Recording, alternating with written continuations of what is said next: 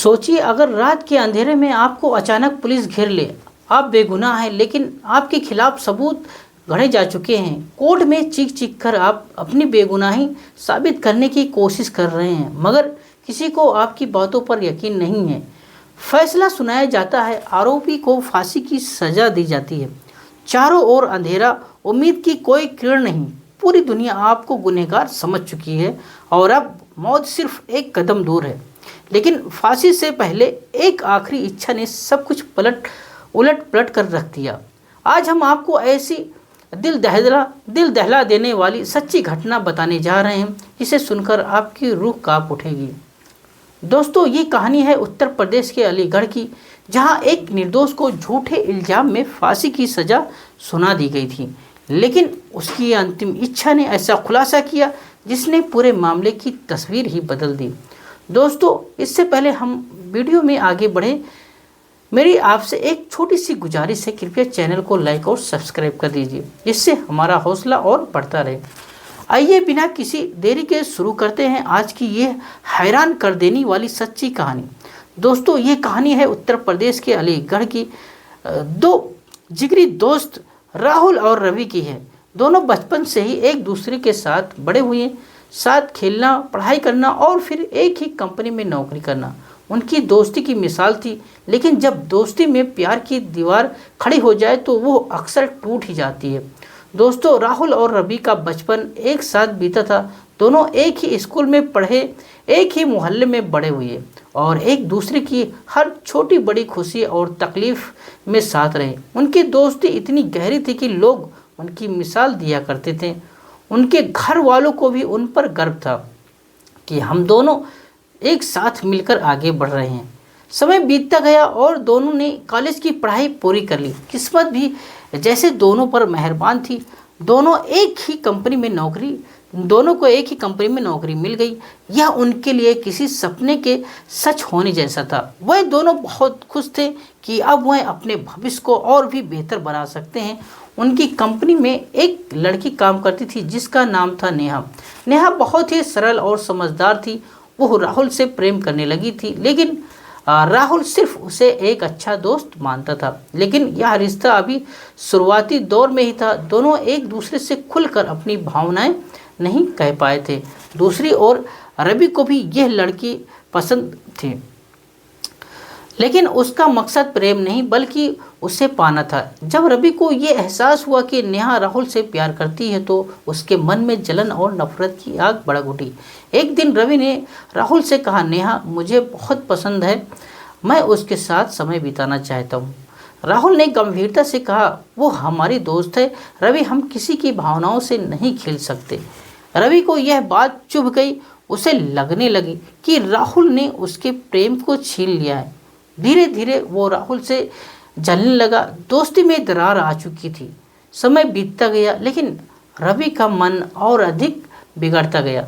उसने नेहा को पाने के लिए कई तरह की चालें चलनी शुरू कर दी। दोस्तों, नेहा के सामने राहुल की बुराइयां करनी शुरू कर दी, यह कहकर कि राहुल हर लड़की से इसी तरह बात करता है। उसने ऑफिस में भी राहुल की छवि खराब करने की कोशिश की। नेहा इन सब बातों को सुनकर परेशान हो गई, लेकिन उसने राहुल पर भरोसा बनाए रखा।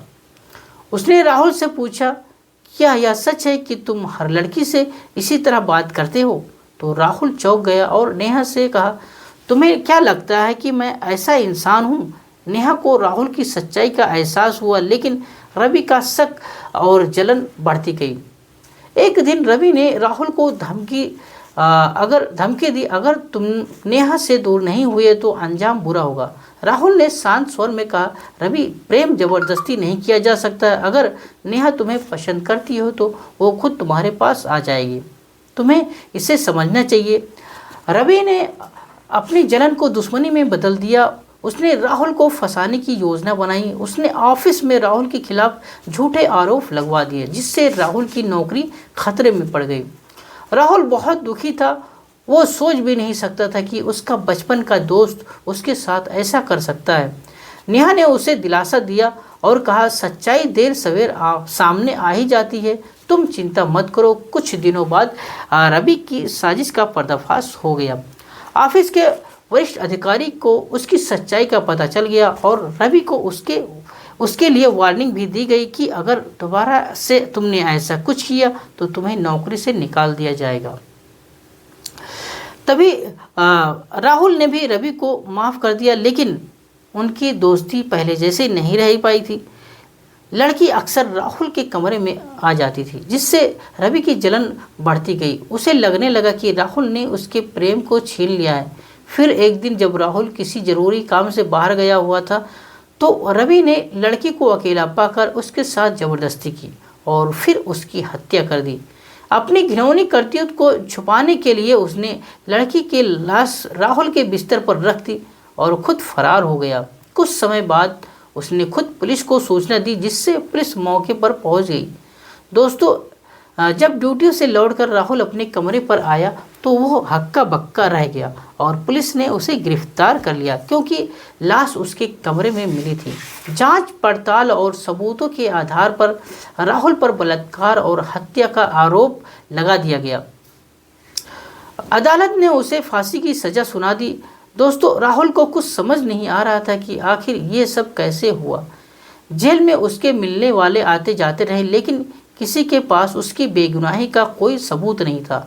फांसी से 2 दिन पहले जेलर ने राहुल से उसकी अंतिम इच्छा पूछी। राहुल ने कहा, अगर आप मेरी अंतिम इच्छा पूरी कर सकते हैं तो मैं अपनी पत्नी के साथ एक रात बिताना चाहता हूँ। ये सुनकर जेलर हैरान रह गया, क्योंकि उनके पूरे कैरियर में किसी ने ऐसी इच्छा जाहिर नहीं की थी। लेकिन उन्होंने राहुल की इच्छा पूरी करने का फैसला किया और उसकी पत्नी को बुलवा लिया। जब राहुल की पत्नी जेल में आई तो वो रो पड़ी। अब वो राहुल की पत्नी जेल में पहुंचती है और राहुल को बताया जाता है कि तुम्हारी पत्नी जेल के अंदर आ चुकी है। फिर राहुल जिस बैरक में था वो खाली करवा दिया जाता है, लेकिन जेलर ने अपने 2 बॉडीगार्ड को उसकी तैनाती पर लगा दिए थे और जेलर ने उस बैराक में वॉइस रिकॉर्डर भी लगवा दिए थे, ताकि जेलर राहुल और उसकी पत्नी की बातें सुन सके कि दोनों क्या बातें कर रहे हैं। दोस्तों, शाम को राहुल की पत्नी को उसी बैराक में भेज दिया जाता है जिस बैरक में राहुल कैद था। उसके बाद जब पत्नी अंदर जाती है तो पति को प्रणाम करती है और उसे देखकर रोने लगती है। उसकी पत्नी एक नेक दिल की औरत थी। पत्नी पूछती है कि तुमने ऐसा क्यों किया? उस लड़की से अगर तुम प्रेम करते थे तो तुमने उसे क्यों मारा, जिसके चलते आज तुम्हें फांसी होने जा रही है? तुमने ऐसा क्यों किया? राहुल पत्नी की इतनी बात सुनते ही फूट फूट कर रोने लगा और इधर जेलर दोनों की सारी बातें सुन रहे थे। राहुल रोते हुए कहता है कि मैंने ऐसा नहीं किया, क्या तुम्हें मुझ पर जरा भी भरोसा नहीं है? राहुल कहता है कि मेरा दोस्त रवि उस लड़की के चक्कर में मुझे घृणा करता था। उसे लगता था कि हम दोनों प्यार करते हैं, लेकिन ऐसा हम दोनों के बीच कुछ भी नहीं था। हम दोनों सिर्फ एक अच्छे दोस्त थे। राहुल अपनी पत्नी से बताता है कि वो लड़की हमारी कंपनी में काम करती थी। वो लड़की केवल अपने घर से मेरे लिए खाना लाती थी। हमारा उसका केवल यही प्रेम था। मैंने उसे नहीं मारा, रवि ने उसे मारकर मुझे फंसा दिया। उसने अपनी पत्नी को पूरी घटना विस्तार से बताई। जेलर ने उनकी बातचीत को रिकॉर्ड किया और गहराई से सोचने लगे। उन्होंने अधिकारियों के साथ मीटिंग किया और पुनः जांच करने का निर्णय लिया। जब गहराई से छानबीन की गई तो रवि की सच्चाई सामने आ गई। अदालत ने राहुल को निर्दोष घोषित कर दिया और रवि को गिरफ्तार कर फांसी की सजा सुना दी गई। दोस्तों, जब राहुल की पत्नी को ये खबर मिली तो उसकी खुशी का ठिकाना नहीं रहा। राहुल जब जेल से बाहर आया तो उसकी आंखों में आंसू थे, लेकिन इस बार यह आंसू दर्द के नहीं बल्कि न्याय मिलने की खुशी के थे।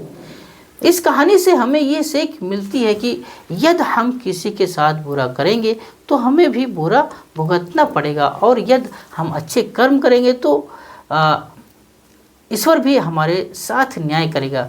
न्याय की लड़ाई कभी आसान नहीं होती, लेकिन सत्य की जीत हमेशा होती है। दुनिया में सच्चाई और ईमानदारी की राह कठिन होती है, लेकिन अंत में सच्चाई की ही जीत होती है। इस कहानी ने यह साबित कर दिया कि ईश्वर के घर देर है अंधेर नहीं। आप इस बारे में क्या सोचते हैं प्यारे दोस्तों? आप क्या कहना चाहेंगे ऐसे दोस्त रवि के बारे में?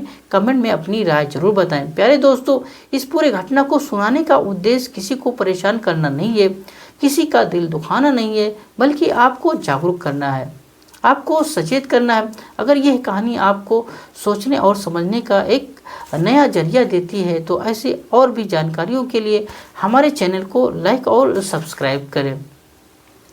हम चाहते कि आप अपनी राय भी हमारे साथ साझा करें। कृपया अपनी राय कमेंट बॉक्स में ज़रूर दें। अपना समय देने के लिए दिल से धन्यवाद। हम जल्द ही मिलेंगे एक और नई कहानी के साथ। तब तक के लिए जय हिंद, जय भारत।